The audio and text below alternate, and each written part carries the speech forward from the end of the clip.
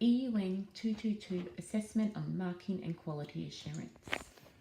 Hello, my name is Joanne Nash. This presentation will discuss my experiences on marking and quality assurance. I participated in a quality assurance meeting with fellow students Daria Smith, Matthew Harmon, James Vedito and Sophie Boller. Our learning area is English. The English sample for Internal Assessment 1 was marked. The purpose of this video is to discuss my experiences of marking and quality assurance process that I participated in and compare that with the knowledge I gained from speaking to teachers at schools and their heads of department.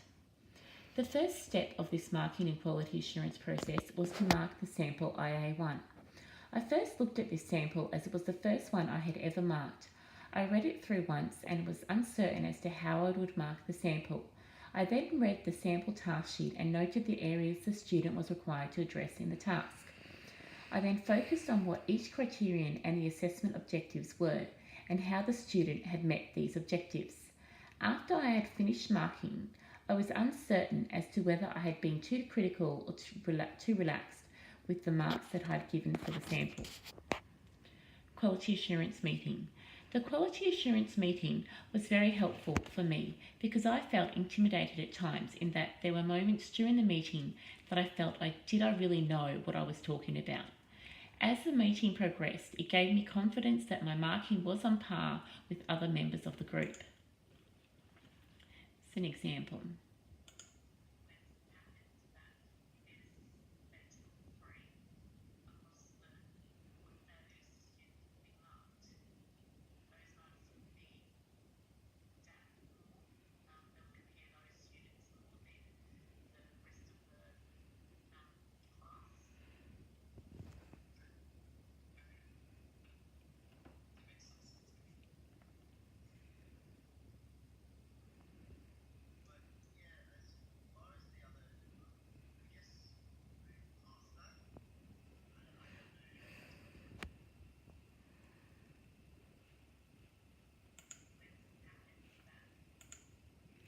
The quality assurance meeting also reminded me of the language that should be used when discussing a student's assessment. Words that I should be using, for example, are effective, adequate, superficial, and identification.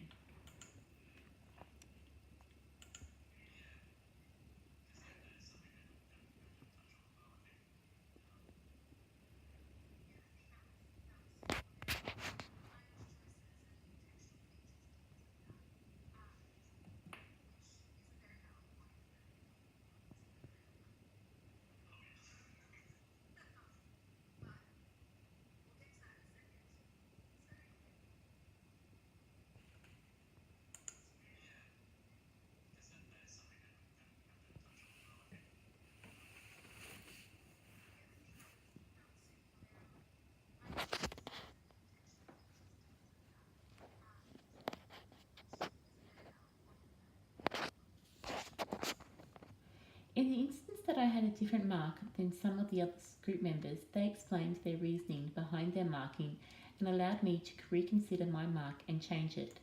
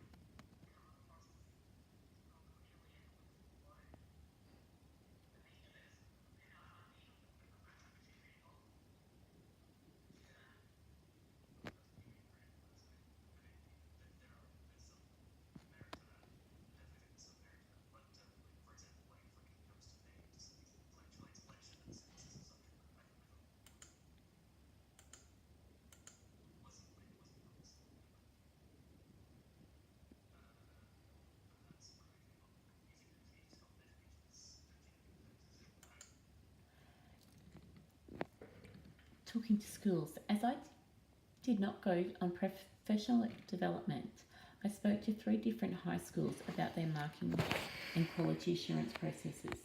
When asked who created assessment, the first school stated that a senior team of teachers created assessments. They also acknowledged that under the new ATAR system, they had to change the way assessment was conducted. For example, they still used the prescribed text Frankenstein and the Crucible in senior English. However, the assessment had to be recreated to meet the assessment objectives of the new syllabus. The second school stated that the head of faculty created assessment in both the QCS and ATAR era. The third school stated that in both the QCS and ATAR era, teachers created assessment and the heads of department checked that the assessment meets the syllabus requirements. However, now with the new ATAR system, the internal assessments have to be sent away to be endorsed. So how do teachers prepare students for assessment? Schools were also asked what teachers were expected to do to prepare students for assessment. The first school stated that teachers would meet with subject coordinator and they would discuss objectives and assessment to collaborative planning. The second school stated that the teachers would meet at the beginning of the unit to discuss and make sure that they understood the content. They would create the assessment and backward map through lesson plans to see what would be the best method to prepare students for the assessment through feedback, from formative assessment and from homework and mock exams. The third school advised that they looked at the content, then the genre, and allowed for drafting, conferencing and draft feedback. How does your school do moderation? The first school said that they have a pre-moderation meeting and unpack the criteria. After the assessment had been done, teachers are paired with moderation buddies and each teacher submits 5 samples with a range of grades. The buddies change regularly.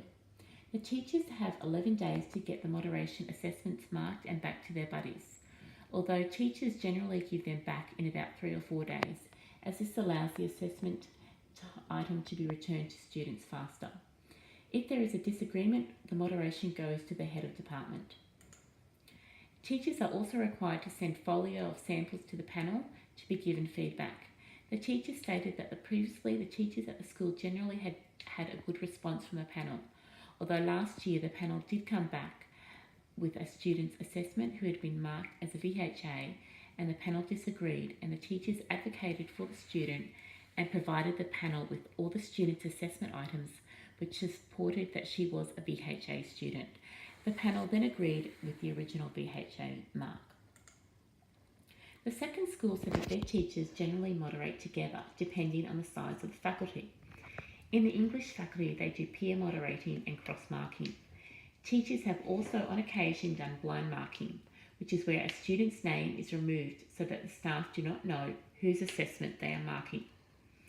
Staff at the school said that in smaller faculties, for example geography, and where there may be only one senior geography teacher, they can moderate with a teacher from a different faculty, but that teacher may not know the major details of geography. So the teacher would then rely on professional networks and moderate with teachers from other schools. The teachers said that if there was a disagreement with teachers in the moderation process, they would take it to the head of faculty. The third school said that they moderate every assessment. They particularly focus on anything that might fail and look at any threshold assessment where students are on the borderline between 2 grades. This school also advised that they had a student's work returned from panel, disagreeing with the mark that she had been given. The teachers advocated for the student and provided all her senior assessment, and the panel later agreed with the student's original mark. What moderation training does your school provide for graduate teachers? The first school said that the graduate teachers from that school participated in a mentor beginning teacher program. The government provides money for the graduate teachers to attend professional development.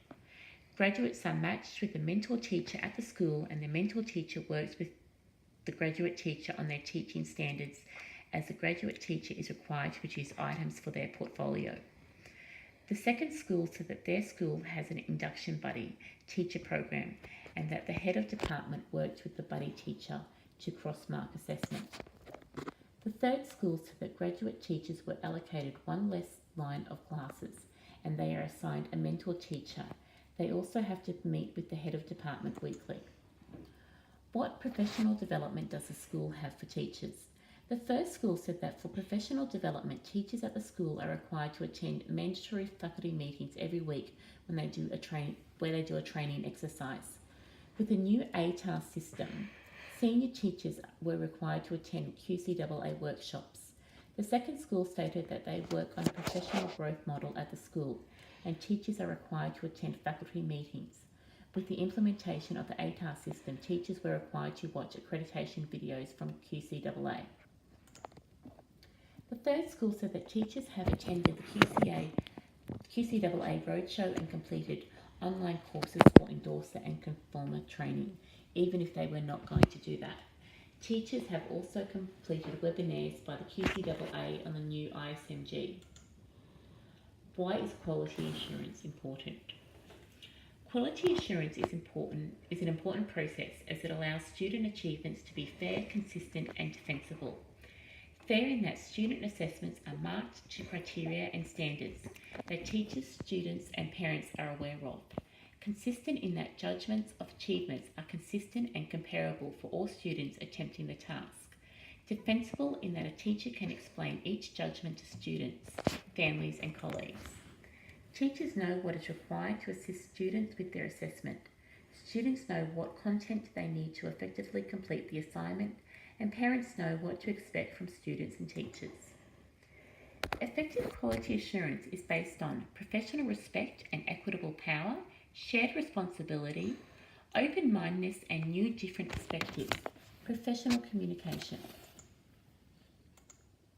To ensure consistent understanding of the criteria and standards, specifically accessible elements and discernible differences, what constitute evidence of the standards?